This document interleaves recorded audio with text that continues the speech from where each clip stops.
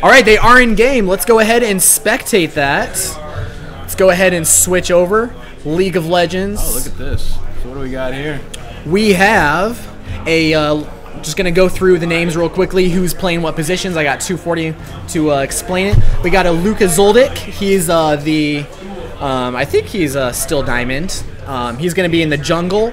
We have, as Jarvan, we have Silnetto playing Maokai in the top lane. Daslam is going to be playing Braum in the as a support. Norman Bates going back to his favorite Lucian. That's his favorite AD carry, I believe, and also his favorite support, might I add, for Daslam. But they're both going to be in the bot lane together with the 4 Loco for me is going to be playing Orianna in the mid lane. On the next side, Fel Deity is going to be playing that Scion jungle again, pulling that back out for the for that. Some pretty sick ults and initiations with him the other game. Yeah, he's actually been doing really good. Probably one of the keys, I think, to taking down OPGG. The Dingo Duck is going to be support Nami. The Dingo Kid, they're kind of course, both the Dingoes, so they go duo bot lane. Dingoes. The Caitlyn, though, they're going to be the bot lane. We got Rise being played by Best Blitzcrank NA. NE, my bad, Nebraska. I like it, but he'll be going top lane. And then last but not least, we've actually been a really key player for this team is Academic Doggy, going to be going on Syndra. Is he the real MVP? You know, there's actually been a lot of people on this team who've been playing really well today. Okay. I think Dingo Duck and Academic Doggy are definitely people to watch out for on that side of the team.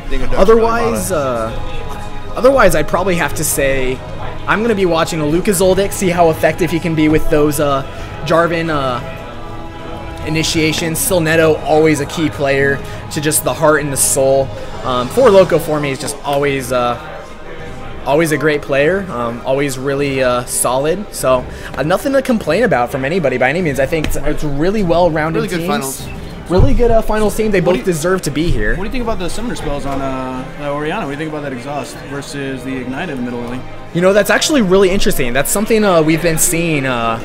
He's been pulling that out on his Orianna all day. I don't know just if he chooses that based on who they're playing against. Syndra definitely has a little bit more burst than some of the other mid champions, but it also might be taken by a mid laner for an assassin like Zed, yeah, or Talon or Yasuo. It's not generally a thing. I know Orianna's pick up heal or barrier a lot. Sure. The exhaust is kind of weird to see against a Syndra. I guess. I guess we'll see how it plays out. Maybe he's planning on getting like less magic resist or something, kind of going that route. Let me go ahead and update what teams are actually playing there. Go ahead and break the meta clean in half. ATP, and I'm not sure which team is on which side, but make up a name. HW. We'll do it like that. Homework versus all-time party. All-time party. Pretty much what it usually comes down to there. So looking at these team comps, I'm actually going to say that I prefer the top right now. Okay, that's going to be ATP, NEC party. ATP seems like all-time party, right? All-time party seems like they're going to be partying a lot.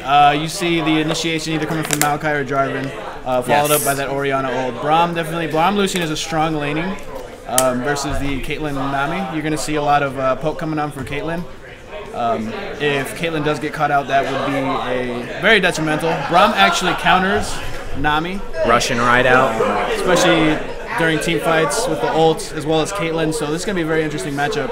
I'm going to see how the Caitlyn and the Nami fare against this bottom lane here. All right, so now notice the pings that just came down from if I can remember the name, Wheelys, because NEC Party is notorious for in trying to invade. What they do is they go in, they try to place their wards right around this, and then they'll actually fake the comeback, go through the bottom lane. At about 152, they go in, at which time, see, they're waiting for it. They're suspecting it. So they're almost just inviting this in. They're going to get a ward in just to see if they do indeed come over, if they're going to try and fake out. Daslam possibly getting caught out, but does get slowed. It looks like there's going to be an early fight. damage going down on both sides. I'm not sure if anybody's going to go down at this point. Nobody's really committing. Scion's just kind of plowing ahead. They're trying to put a lot of damage down onto Jarvan. The thing about this level 1 for the red team is that if Scion does manage to decide to go down, they'll actually still have him. He's not technically dead. He will still be doing damages in the team fight, burn a lot of flashes if anything. So I do think that their level 1 would have been a little stronger than theirs. Definitely. Now, I will also point out that earlier when we were talking to Solnetto, we asked how he was feeling about Scion, because Phil Deity has been pulling out this Scion jungle all day long so far and been honestly doing really well with it. When we asked Solnetto how he thought about it, wasn't worried at all. Yeah. Not at all. So I guess we'll see how that plays out for him. I mean, obviously it stopped any kind of hopes of an invade. Okay. Looks like everybody got healed up. Didn't make too much of a difference. I don't think any summoners were burned. A little scare mind games going on. Little scare. Kind of assert their superiority and whatnot. Right. I guess we'll see how that goes. Maokai's heading to the top lane.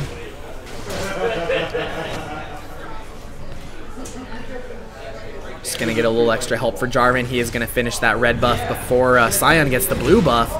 That's a really big difference. That's I personally, I don't know kind of what some of the upper level plays, but I always opt for trying to help my jungle out as much as possible. Losing 1 or 2 CS is not a big deal to me. Definitely. I think if I can help my jungle get rolling right away, make sure that they're able to gank quicker than the enemy jungle, I think that's there's something to say for that. Just for 100 damage short of smite or something like that. Not to mention the Braum Lucian starting the leash for the jungler. He gets that stun off, so it's less damage that he's going through. He's going to jungle at a higher health. Most definitely. Let's go ahead and look at the top lane. Nothing really too much going on there so far.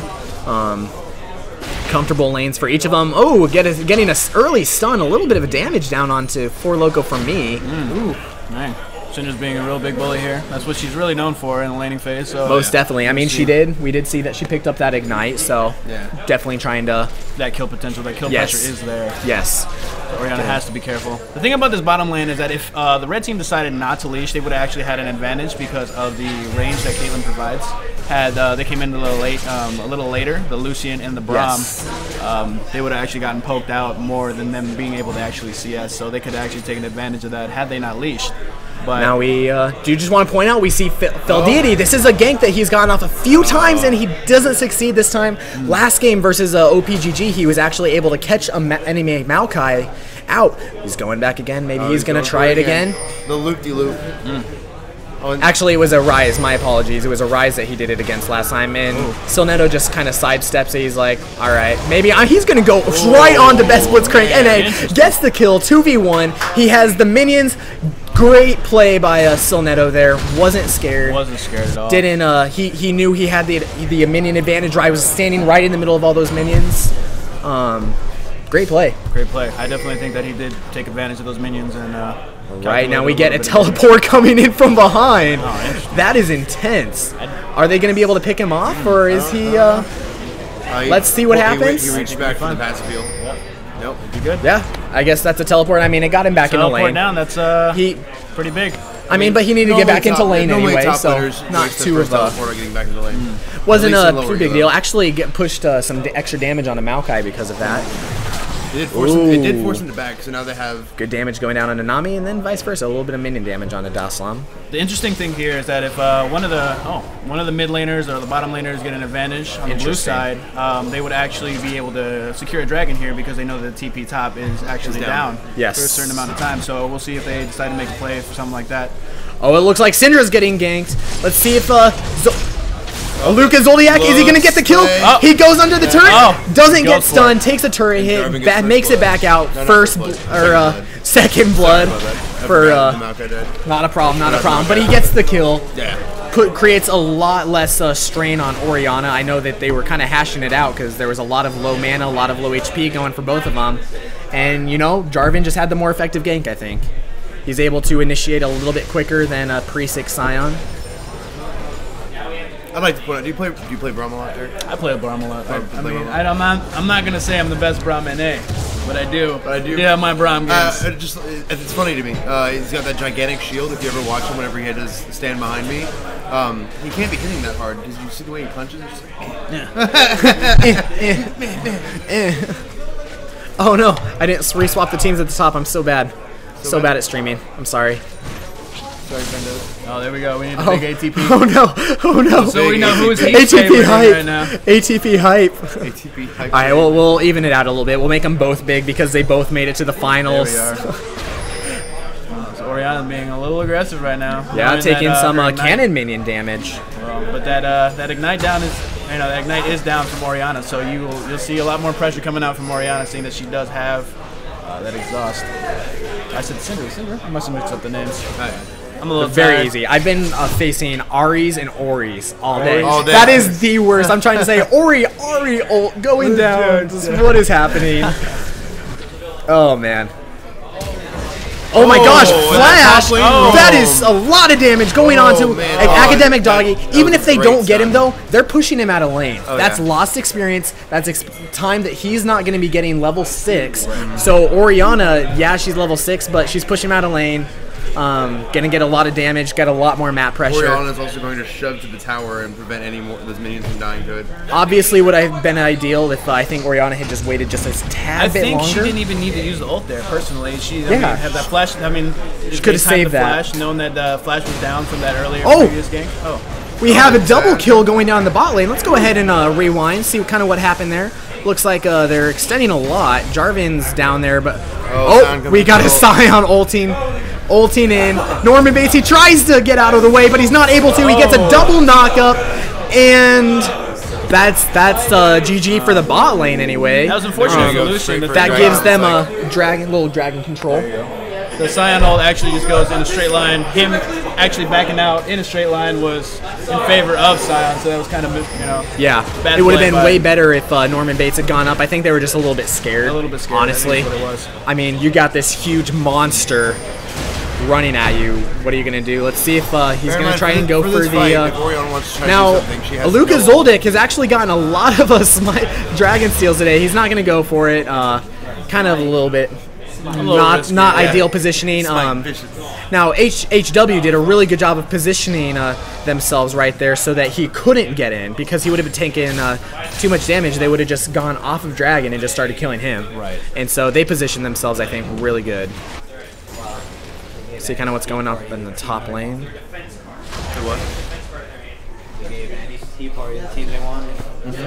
Oh yeah. What's really odd though is that I don't see a Maokai pressure there. Like, there was no TP from the Rise, so it could have been an easy 3-on-4 if they really wanted to. I mean, it was completely up to them. I think they made the right call to back off though. I really feel that was what they needed to do. Also, for anyone who's noticing the top lane, Solnetto is extremely experienced. And if you notice, every time he's just shoving the lane into Rise because he's big and coming mid and ganking every single time. And he may not be getting something every single time, but he's forced to flash. Right. He's caused Syndra to back, causing him problems. Yeah, yeah, being an annoyance. And it's also got to get in the Syndra's head. She's gonna be more careful of what she's doing here because of the pressure that's going on around the map. Yeah. Let's try to see kind of what's going on down here. Looks like most of the action is kind of just going down between this bot lane. Everybody else is still walking the lane. 2K gold lead. Favor of Heelys Wheelys. This is something that we have not seen against this match pairing.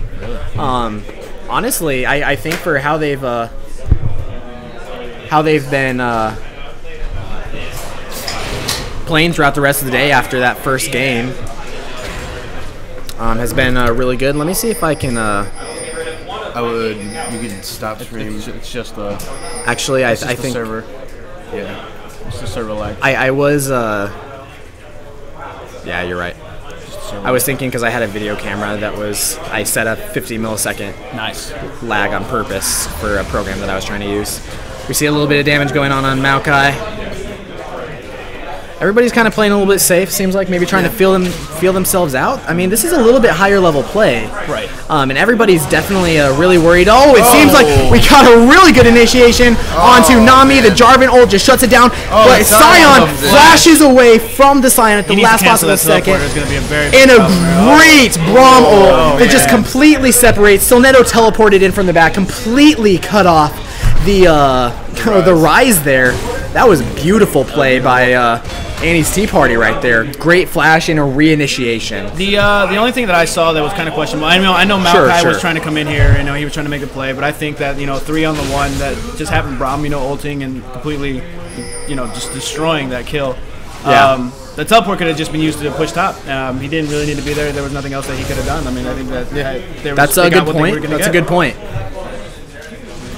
Yeah, I think maybe he was possibly thinking that Sion might reinitiate or something. That's the only thing that I could think going through my mind. Better safe than sorry. Yeah.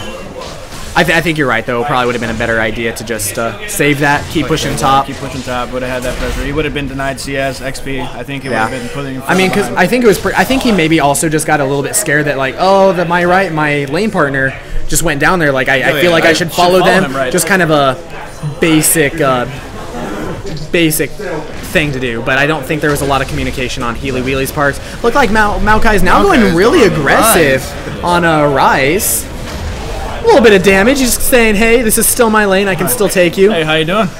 You wanna fight about it? Well, I do. So too bad. There's nothing you're gonna be able to do about it. Right. So a little bit of damage, and he backs off. He's just kind of like, all right, I had my fun. I think he's nervous because he doesn't have wards aside from that pink. In the Very true. And Sion is in the top jungle, and I mean, maybe he has some kind of sense. He did go ahead and just get that tri-ward bush. There wasn't a lot he could do anyway. The minions were pushed to the tower. Let's go ahead and view the bot lane a little bit. The thing I like about the jungler for HW is that you see the Sion can actually just initiate from very far away. Yes. The wards are kind of almost useless. I'm not going to say they're completely useless because you can catch him on the way in there. But he mostly does lane ganks because of his ult, and it's just a straight pathway. Definitely really strong for ganks. A lot of ward coverage. Needs to be more into their jungle so you actually know where they're coming. Oh, it looks like we got a lane pause, or a game pause. I was actually noticing, I'm wondering if it's a lag issue because, and it's back up already, but I was noticing on my stream that my frames are dropping a little bit, so I apologize about that. It's not a whole lot I'm able to do about that mid-game. It's been running fine all day, so I guess we'll just hope that keeps going well. So maybe just hope that nobody else is trying to stream and steal my upload speed. steal the light. So it's all fun and games, like I said, if they got other friends that aren't going to come to my channel and they're going to go to their channel and help support Extralife, that's fine. It's for the children. For the children. Please, ladies and gentlemen, think of the children. I've said this several times throughout the day now, and it was just something that Silnetto shared with me. It kind of touched me a little bit, but he was actually a receiver of the generosity of the Children's Miracle Network, or what it's called, the charity, and actually had his surgery. He has a scar on his chest to even show it, but he might not be here if it wasn't for some of these charity groups. So really cool that Silnetto, the Maokai in the top lane, well, now in the middle lane, but the top lane player for Annie's Tea Party is able to be here and help support what helped him. We have a button, correct, on your channel to donate. Oh yeah, yeah, definitely. So I encourage people to go ahead and donate. I mean, if it's saving lives, I mean, you see here right now, someone is able to play because of charity events such as this. So I encourage you guys all to donate. And I mean, it is a private thing. It's not like I don't have any kind of notification that's going to pop up when you're donating. I just ask that you do it out of the kindness of your own heart, and it's about all there is to it. I mean, like I said, it's going for a great cause. If not, if you don't have $1 to give, that's fine. Make sure to tell other people that may be interested. We see an excellent Rommel just lines up perfect. And lines up perfectly with for almost a max damage.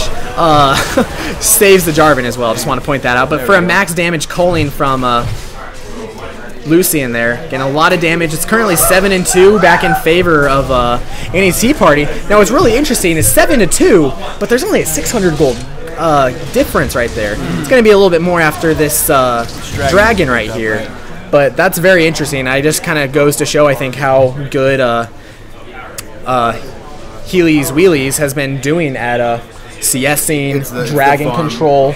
etc. Because they got the dragon. Now they are going to take mid turret right off of that as well. It's nothing Scion's going to be able to do about it. Increase the gold lead a little more. Yeah, increase the gold lead. Got a teleport going down. Okay, just probably trying to save that turret. Save. Right. Not so much trying to kill Maokai, but if he was going for a kill relief. potential, it was kind of a relief. Right. It's like, hey, you go back, you go buy your items, go back into a different lane, full health. I'm full health now. I'll take care of this lane. Don't worry. Yeah, I got you, boo. I got you. Girl. I got you. I got you, girl. And stepping onto a trap because you know you can. You're a little swag. Because YOLO. Oh, I was gonna say I didn't even think the red buff was there for a second. Yeah, I didn't think so either. It's kind of weird. I was like, why is he wasting such a big? Right. But it was. So he's not dumb. He's smart. He's not dumb. That's why he's in the finals. Yeah. Casters, please. So now we're actually looking at a 3,000 gold lead. 3,000 gold. Closer to 2,000. My math is a little off right now. It's okay. There's a reason I'm not studying math for college myself. Where's my calculator? Exactly. Yeah. Still seems like we're dropping a fair bit of frames. Let me know in the chat. Just make sure that's going good for you guys. Stream quality's getting worse. Good culling coming down. Oh, Jarvan flies from the backside. I don't think any of us were even paying attention to that. We're just looking at all this culling damage. Jarvan flies in. They pick up the kill on a Caitlyn. That's more gold onto a 3-1, a now 3-1 Lucy, and they're going to take that tower. Now, Annie's Tea Party, something we've systematically been seeing throughout the tournament is their ability to just push and pressure the correct objectives at the right time. And I think that's a lot of what separates kind of some of the good teams from the not quite as good teams. Not quite as, exactly. Yeah. I see a lot of, I mean, this is my first time actually watching them. I see a lot of more teamwork, and I see, you know, them making the right rotations. Taking advantage. They're not slowing down. They're not wasting time in certain areas. They're taking their advantage and they're pushing lanes. They know what they need to get next, and they're doing it. I mean, just putting everything in motion. Caitlyn farming away in the bot lane, gaining a little bit of solo lane experience and gold. Rises back in. Just kind of wanted to push that turret in, do some damage to it, seems like. Now, Cinder needs to be careful here, because if she does get caught out here, I mean, there's no real escape for her. You can see, I mean, she doesn't even have her flash up right now. She needs to be playing back if she doesn't have any wards actually out here. You can see all the vision control from blue side right now is superior to the 2 or 3 wards that are in red's team side. Let's go ahead and actually take a look at just what those wards look like. You can see that much. They have no vision on the second half of the map. They're playing completely defensive, turtling right now. Annie's Tea Party, actually not so much different, but they have more pink wards set up, so they have more permanent vision, and they have this... they have that middle ground set right here. Yes. Like, you can see that you can... Scion ulting in and cancels his ult? I didn't know that was cancelable, but I'm a noob, so... It just stops. I need to read patch notes. Looks like they are just going to barrel down mid lane. Double stun. Didn't do a whole lot of damage. Doesn't look like she's got a whole lot of her items. She does have her Athene's Holy Grail, so she's got some cooldown, some long sustained fight, definitely. And you can see Lucian actually has an IE over this Caitlyn, so if they do get into a team fight, the damage is probably going to, not probably, will be superior to Caitlyn's. Caitlyn is more now Caitlyn is sitting on almost 1,400 gold, so she might be able to get that. She should be able to get that on her next back, but I think she's just really worried right now that they're going to automatically lose that turret. But she needs that damage spike. She does. That is kind of a non-negotiable, and she's had plenty of time so far. Yeah, the thing about Caitlyn is that during the end of the game, she's more or less weaker than the enemy AD carry, because she is more of a lane bully. Yeah, so really good rotation. You put her in the perfect 5-man. Right, look at this rotation. All right, looks like they're going to circle around, kind of trick him. Jarvan's ulting in, followed up by the both the Maokai, the Braum. Ryze just gets decimated, just destroyed. Really good Nami bubble on the return, though. And a little bit of great damage going back. She actually picks it up on the last little tick of damage there. That is a 1-for-1. That was a really, really good Nami bubble, and I think that's kind of what helped turn a lot of that around. So they're just going to back off. That was a Take 1 it for easy. 1. That was a 1 for 1. Really good that they were able to pick up that one on Heelys Wheelys side. So I think for to progress this game further, I think Blue needs to get some deeper wards in there to catch some people out, because they do have that Maokai initiation, they do have that driving initiation, and I believe that as soon as they can catch somebody out, they'll be able to snowball that into a turret, even a Baron. Most definitely. Thank you, Busting Kappas, for responding, just letting us know that the stream is watchable. Looks like it's only actually dropping about 0.56%, so not even a full percent of frames. But so I guess that's a little bit good, better. See a little bit of damage. Just want to say hi to each other in the jungle. Hey, how you doing? They just Facebook poke each other. Yeah, exactly.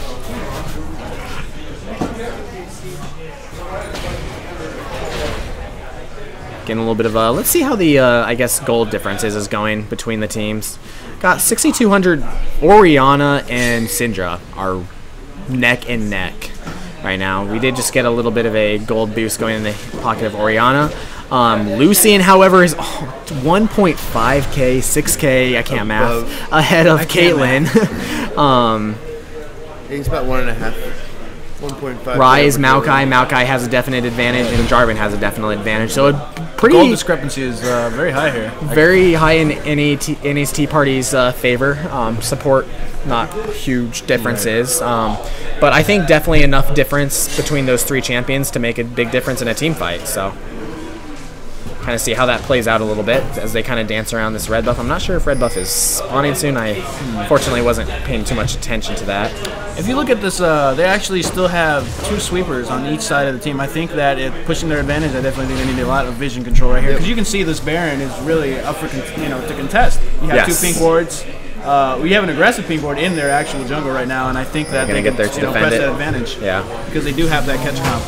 That is very scary in the jungle. NA's Tea Party perhaps not rotating quite quick enough to push these minions in. Heelys Wheelys has plenty of time to go in up there and defend it. Another thing I want to point out is this is the 3rd game in a row that Heelys Wheelys has played on the red side, so they actually are probably, in that sense, feeling a little bit more comfortable just because they've had that experience. Now, they were also really far ahead in the last 2 games, so maybe that puts in a big difference. Sion kind of trying to pop up over the wall, saying like, "I know where you guys are." I mean, now a really good rotation from NA's Tea Party. Let's see if they can push the minions. Maybe not quite enough. They're gonna go all the way bottom. You can see that. And Heelys Wheelys is just trying to catch up. They're like, "Guys, we got to get down there," but I don't know if they're gonna. They're gonna at least get some good damage down on this turret. They got a huge wave to work with. I don't know if that was planned or just kind of like, hey guys, here's a huge wave. I do know that Aluka Zoldyck is really a vital team member on Annie's Tea Party for making sure that all of the lanes are pushing how they want them to push. So I definitely think that if Jarvan had actually held on to his EQ combo, if they had tried to contest that CS, he could have gotten 2 or 3, maybe followed up with an Ori ult and then a Braum ult.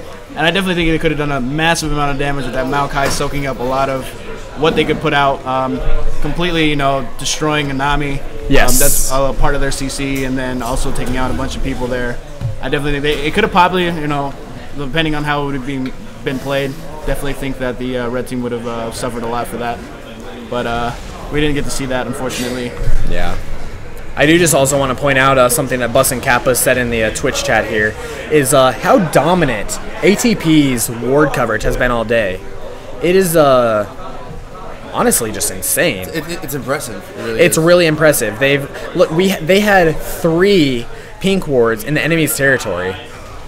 2 in the enemy territory, 1 in the lane, 1 in the dragon. I'm not surprised, but I am. I know that the ward in the bush above red, the pink there, was used to clear a ward that was placed right in front of him. Okay. But I normally find those aggressive pink wards being placed in the next bush over by the banana wall.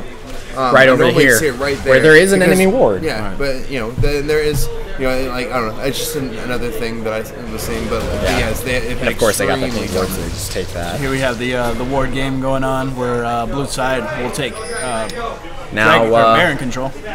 unfortunately, only Nami has a pink ward in her inventory, whereas Oriana and Braum both have extra pink wards after Braum just placed one down. So you can see Maokai still buying wards. Like it's even just not even just the support buying wards. Here. You can see you can see Maokai buying wards as well. So you can get a lot of vision. I mean, when more than one person on your team is actually buying vision, you get a lot. Definitely, it adds up. But yeah, just really dominant. Look at that triangle. Just really good zone control by setting these wards up in a pattern like this in any kind of triangle configuration. It really just gives you all the in-between and around area. So just solid Baron control. We have an initiation going in from Braum. Jarvan following up, goes really deep.